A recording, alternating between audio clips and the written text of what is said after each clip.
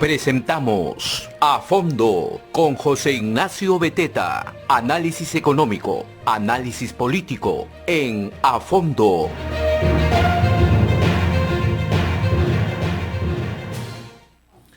Bien, en RCR siempre nos seguimos renovando y para nosotros es un gusto recibir esta mañana a José Ignacio Beteta, ¿no? Él está inaugurando un programa interdiario A Fondo, ¿no? Y creemos que va a ser el programa de análisis, el programa que va a poder ubicar a cada uno de vuestros oyentes en los principales temas del acontecer político, económico, nacional, ¿no?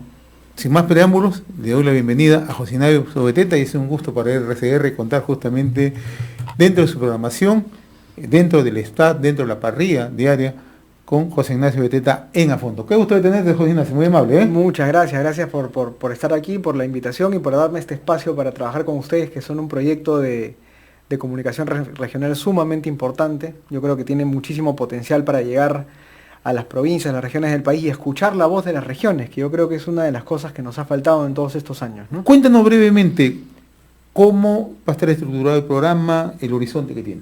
La idea es que tenga un editorial, digamos, que van a ser comentarios de las noticias más importantes del día, de la semana, y luego vamos a tener un invitado, ¿no? Los invitados van a ser efectivamente especialistas, políticos, en políticas públicas, gente que está en el debate público, y luego terminaremos con algunas conclusiones, pero la idea también es, en la primera parte del programa, darle a la gente la información de los principales, digamos, temas de análisis, como tú dices, ¿no?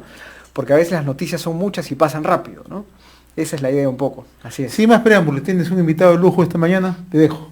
Muchas gracias a todos ustedes por acompañarnos en este primer programa de A Fondo. Yo soy José Ignacio Beteta, vamos a tener este programa lunes, miércoles y viernes a esta misma hora. Y nos toca pues efectivamente analizar la noticia del día, que es que ayer, ¿no es cierto?, ya una encuesta en la mañana del Instituto de Estudios Peruanos y hoy día otra encuesta de CPI han dado ya unos resultados muy interesantes, porque Keiko Fujimori se acerca ya demasiado, ¿no?, entre comillas, a Pedro Castillo. ¿Cómo reaccionará, digamos, la población? ¿Cómo reaccionarán los votantes? ¿Cuáles son las tendencias? ¿Qué nos espera, digamos, en las siguientes 4 semanas, en la primera vuelta? Todo puede pasar, así que vamos a empezar con este programa. Vamos a una pequeña pausa rápidamente para estar con nuestro primer invitado, el señor Rómulo Mucho, con quien vamos a conversar sobre esta coyuntura, sobre estos temas que estamos mencionando, y nos vemos en unos segundos.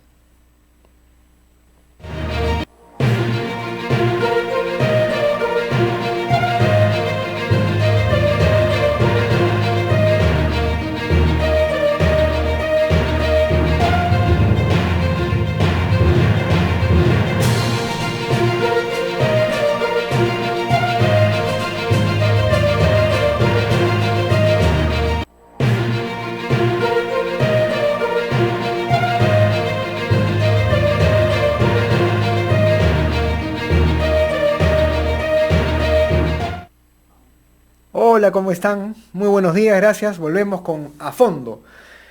Este programa que va a buscar ser un programa de análisis político, análisis económico, análisis social, de lo más importante que ocurre en el Perú y también, no solamente en las regiones, en Lima, sino también a nivel internacional. Pero hoy nos toca hablar definitivamente de un poco la coyuntura, las encuestas y esta segunda vuelta a la campaña electoral.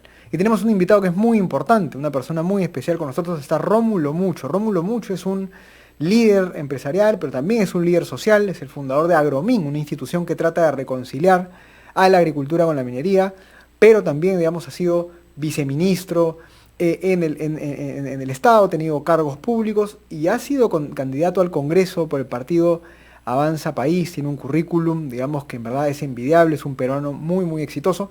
Hola Rómulo, buenos días, ¿cómo estás? Buenos días, José Ignacio. Felicitarte por este emprendimiento, por esta iniciativa realmente espectacular, con el conocimiento que tienes y toda la visión de país que tienes, va a ser un éxito. Muchas gracias por tu gentil invitación. Gracias, Rómulo. A ver, la primera pregunta es un poco más en cuanto a tu opinión de esta campaña, digamos. Tú has estado en la campaña, has estado dentro de la campaña, la has vivido de cerca, y ahora estamos pues en esta segunda vuelta entre Keiko y Pedro Castillo. ¿Cuáles son tus impresiones, primero generales, de la situación del país, de esta campaña electoral? ¿Cómo la ves? Quiero empezar diciendo que en 200 años, ¿no?, de vida republicana y que esperábamos tener candidatos de volendas, lo dije varias veces, candidatos estrategas, visionarios, de poder corregir todo lo malo que se ha hecho en todas las décadas que han pasado. Si bien es cierto, la economía nunca ha sido la mejor en el mundo entero, ¿no? A partir de 1900 empieza a crecer la economía, después de las revoluciones industriales, y obviamente la historia económica peruana, la historia política no es tampoco la mejor, plagado de fracasos, de traiciones, de dictaduras, pero llegamos al 2000, ¿no? El año 2000 muy interesante, por cierto, ¿no? Un cambio radical, y justo arranca, digamos, la bonanza peruana, ¿no? Un crecimiento espectacular, ¿no? De esa década de casi 5.5 a 6% promedio, ¿no? Gracias, impulsado por los precios de las materias primas, por la construcción de proyectos, infraestructura, también la agroexportación, la pesca, todos contribuye, digamos, a una década de realmente dorada, diría yo, donde pensábamos del milagro peruano, ¿no? Y nosotros en el 2011 ya calculábamos en cuántos años ya le alcanzamos a Chile, en cuántos años ya estamos en la OECD, y en cuántos años podríamos estar en el umbral del desarrollo, ya con pobreza cero, ¿no? Y con ya clase media consolidada, ya con una, digamos, estructura política bien definida, ¿no? Y económica también. Entonces, pues, realmente pasa algo en el 2011, entra un gobierno que hace crecer más al Estado, obviamente, pero no crece la economía, bueno, comienza a estancarse, ralentizarse, y llegamos al 2016, y no pasa nada, y lo viene peor todavía, cuando hay una pugna, un enfrentamiento, ¿no? Y que hace mucho daño al país. Cuando ya llegamos al pre-pandemia 2019, ya no estábamos en mejores condiciones. El Perú ya había crecido 2.16%. Es increíble después de haber crecido 6, 7, 8, hasta 9% en algún momento, después ya crecíamos 2%, ¿no? Eso dice mucho a las claras, porque cosas, lo malo que se había hecho en el Perú. Y bueno, luego ahora entramos en una elección atípica realmente, muchos candidatos, digamos, algo está funcionando mal en el Perú, hace rato, ¿no? Uh-huh. Entonces, hoy tenemos dos candidatos, creo que eran lo que menos deseaban, es la verdad, digamos, ¿no? Pero ya es la realidad, pues hoy tenemos eso, no nos toca más. Hoy tenemos que analizar los pros y contras de cada uno. Me preguntan a cada momento, Rómulo, ¿qué opinas? Yo les digo, el raciocinio antes que la emoción, ¿no? Pero con la razón, ¿qué es lo que ofrece cada partido versus de lo que, digamos, las consecuencias que podamos tener? Porque uno es radical hacia la izquierda, comunismo, marxismo, leninismo, todo lo digamos, ya lo pasado, porque esto ya tiene más de 50 años, ¿no? Y que en casi ningún país ya lo utiliza, digamos, y que ya prácticamente está desfasado, ¿no? Ya cayó un muro de Berlín en el 89, y hoy es, como siempre lo he dicho, hay solo dos tipos de países en el mundo. Coincido con Oppenheimer, que dice, países que atraen capitales, inversiones, que son países que derrotan la pobreza y van llegando a ser ricos, ¿no? Y que, o sea, países pudientes económicamente, para todos sus ciudadanos. Y obviamente países que ahuyentan inversiones, que corren a las inversiones, porque aquí estamos en un mundo globalizado, ya no somos una isla, ¿no? Entonces, pues, y esos países tienden a ser pobres, donde aparentemente el negocio del pobre es decir, voy a luchar por los pobres, no, al contrario, digamos, empobrecería más al país y que quizás venga la crisis humanitaria, que no lo deseamos por nunca, ¿no? Entonces, esa es la realidad que nos enfrenta en este momento, a que todos los peruanos tienen que analizar profundamente, porque esta campaña está generando mucho odio, inclusive entre amigos. Veo las redes, pero una campaña feroz realmente, lo que no debe ser, porque en política si algo he aprendido, dice que nosotros podemos ser adversarios, pero no enemigos, ¿no? Porque al final las propuestas deben cotejar cómo sacamos adelante el país, ¿no? O sea, debe ser un concurso, digamos, de propuestas, de decir cómo derrotamos la pobreza, cómo hacemos que la gente tenga derecho a todo lo que el Estado tiene que dar y también que cumpla con sus obligaciones. O sea, tenemos derechos y también tenemos obligaciones. Ese es el fondo a lo que tenemos que llegar, estimado José Ignacio. hay un tema que tú has tocado que me parece muy importante y que a veces la población en las regiones, en las provincias, no lo llega a entender. Es decir, lo vive, porque yo estoy seguro que lo vive, pero no lo entiende bien. El gran problema del país es el Estado. Desde el alcalde que no usa bien el dinero que le llega, desde el gobernador regional que, digamos, se roba la plata, desde el que hay decenas, hay como 13, 14 gobernadores regionales que están en la cárcel con procesos. Las autoridades locales son el Estado, representan al Estado. Y tenemos, como tú bien dijiste, un Estado muy grande, se ha agrandado al Estado, pero este Estado no está dando los servicios públicos que tiene que dar con los impuestos de la gente que paga impuestos. Y más bien, el discurso de muchos políticos, fíjate, ha sido: la culpa es de los empresarios, de los ricos, de los acomodados, que paradójicamente son los que pagan los impuestos que se van al Estado, y que el Estado, como por ejemplo pasa con el canon, y lo hemos conversado contigo varias veces, el tema del canon, ¿no? Y que nunca llega a la población, o sea, entre la población y los impuestos que paga toda la población, los empresarios formales, ¿no? Entre la gente más pobre y estos impuestos, este dinero que está acá, está el Estado. Y eso a veces la población en las regiones, en las provincias, no lo entiende y le siguen creyendo el cuento a esta política de los ricos tienen la culpa. Mira, sabemos que el Estado está totalmente mal diseñado. La descentralización nunca funcionó. No podía ser posible que los departamentos sean regiones. Eso, mucho antes que se haga la descentralización, se discutía de las macrorregiones. El Perú no necesitaba más de 5 macrorregiones. O yo diría, ni siquiera macrorregión, 5 regiones, ¿no? Un país que quiere, digamos, conectarse, atender a sus ciudadanos, necesitaba una administración eficiente. La descentralización mal hecha, de gobiernos subnacionales, o sea, regionales, locales, en contra del gobierno nacional, que no tienen visión compartida, o sea, no hay gobernanza. Entonces, como no hay gobernanza, no hay institucionalidad.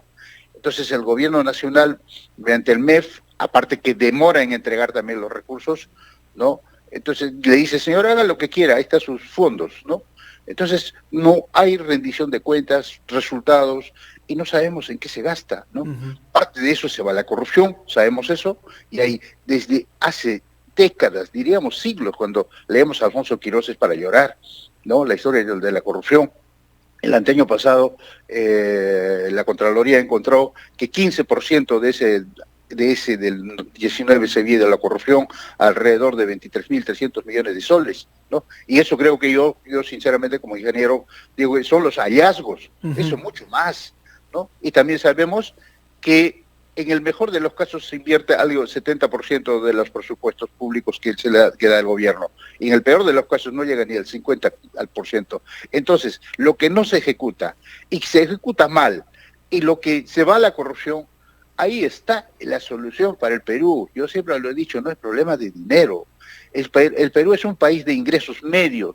Su presupuesto es un poco más de un cuarto, casi un cuarto del PBI, ¿no? Es suficiente para mantener un Estado eficiente, un Estado que podía conectar, porque aquí si nosotros necesitamos hablar de grandes obras, las grandes obras tienen su propia dinámica, ¿no? Mediante todos los sistemas de inversión, de obras por impuestos, claro que es pequeño, mediante APPs, que ahora está en tela de juicio por la corrupción, ya ha llegado el PMO, también ya llegó el G2G, o sea, gobierno a gobierno, aunque allí tengo ciertos comentarios, ¿no? Que estamos perdiendo prácticamente soberanía de las decisiones también de la ingeniería.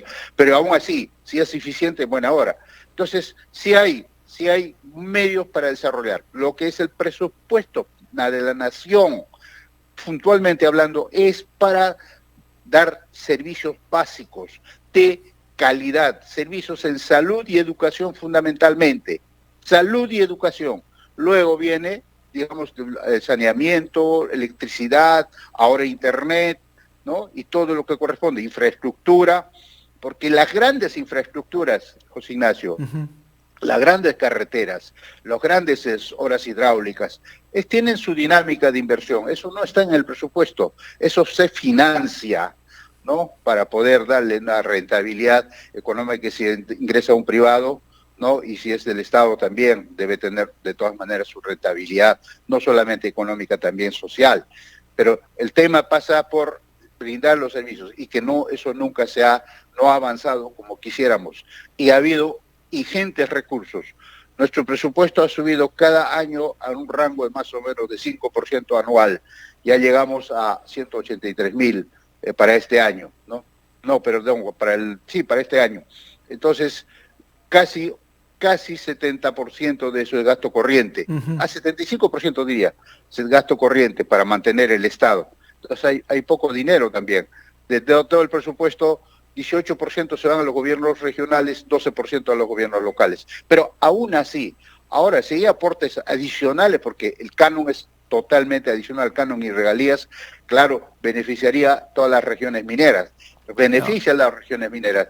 Y siempre he dicho que las comunidades aledañas, los pueblos del entorno, deberían ser las más desarrolladas porque llegan ingentes recursos y que esos no son transformados en la calidad de vida de las personas. De acuerdo. Entonces, existe siempre el eterno reclamo de ¿cuándo llega el apoyo? ¿Cuándo? No, yo no lo veo, dice. Claro. Entonces, en razón de eso, también el pueblo tiene razón, ¿no es cierto?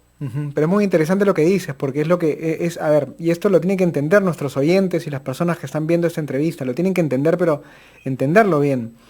La solución no es quitarle más plata a los ricos. Uno puede odiar a los ricos, si quieren, odienlos si quieren. Me da igual que odien a los ricos. Y efectivamente los que tienen plata, algunos se las han ganado honestamente y otros que tienen plata no se las han ganado honestamente. Mira, te lo acepto. Hay gente buena y gente mala entre la gente que tiene bienes y propiedades y son gente adinerada. Pero ¿sabe qué, amigo que nos estás viendo, que estás viendo este programa? El gran problema no es ni la riqueza, ni que haya ricos, ni que haya gente con plata. El gran problema es que todos los impuestos, y lo está diciendo el señor Rómulo mucho, todos los impuestos que se recaudan se van a una máquina malograda. El Estado es una máquina malograda, en donde la plata que entra sale mal. Ahí está, se la roban, se va en pura planilla, en burocracia, no se usa, se regresa al Ministerio de Economía y Finanzas, se devuelve la plata. Eso es lo que ustedes tienen que entender de lo que estamos conversando ahora. Entonces, cuando ustedes escuchen un discurso político que más bien quiere ponerle más trabas a la inversión, que es lo que está diciendo también Rómulo hoy día, lo que usted está haciendo es quitarle esos impuestos, quitarle esos recursos que ya este Estado, que está mal logrado, ya utiliza mal, pero para colmo se los quitas. O sea, para colmo ahuyentas a los pagadores de impuestos. Entonces los discursos antiempresa, así sea antiempresa grande, mediana, pequeña, no pueden funcionar en este país. Eso no podemos tolerar discursos de esa naturaleza porque nos vamos a meter pues en problemas y vamos a ser más pobres. Rómulo, tus últimas palabras, última reflexión, ¿qué le dirías a los votantes en esta segunda vuelta, sobre todo a la gente de regiones? Tú has viajado mucho, paras todo el tiempo en verdad fuera de Lima trabajando en tus proyectos. ¿Qué le dirías a los electores peruanos? Sí, yo soy campesino, vengo del campo, labré la tierra con mis padres, ¿no? Gracias a la educación me hice ingeniero, me hice empresario, soy catedrático, ¿no? Y siempre leo bastante, estudio bastante, o sea, un sacrificio enorme al llegar donde uno llega, ¿no? Y siempre sigo las grandes enseñanzas del gran Churchill. Winston Churchill decía que todos lo ven al Estado, a la empresa como el lobo que hay que abatir, como la vaca hay que ordeñar, pero pocos dicen que es el caballo que tira la coche, ¿no? O sea, que la empresa es la que lleva el progreso, ¿no? Y también el gran Einstein sobre eso también dijo, el gran Lincoln también, que hacer riqueza no se trata de quitar al que tiene, sino que el que tiene genere más inversión, genere más oportunidades y que los pequeños tengan la oportunidad también de salir adelante, ¿no? Eso solo se logra en libertad económica, en libertad en democracia, y donde uno puede ser dueño de su destino, dueño de su propiedad privada y también gracias a su esfuerzo pueda lograr.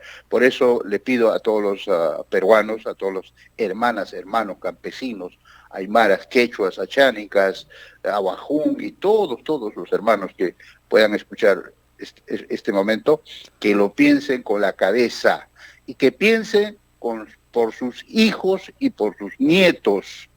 Si algo está mal, hay que corregirlo. Muchas cosas están mal, pero eso depende de nosotros. Elijamos mejores autoridades, hagamos que estudien nuestros hijos, ¿no? Que ellos también pueden manejar el país. Así que está en nosotros el destino del país y no queremos pasar una crisis humanitaria. Nosotros ya salvamos la vida, ya salvamos, pero nuestros hijos, por ellos tenemos que trabajar, por nuestros nietos. Muchísimas gracias, José Ignacio. Gracias, Rómulo. Es una nueva oportunidad. Seguramente te tendremos con nosotros de nuevo, estoy seguro de eso. Mucha suerte en tus proyectos y gracias por estar con nosotros. Muchas gracias, nuevamente.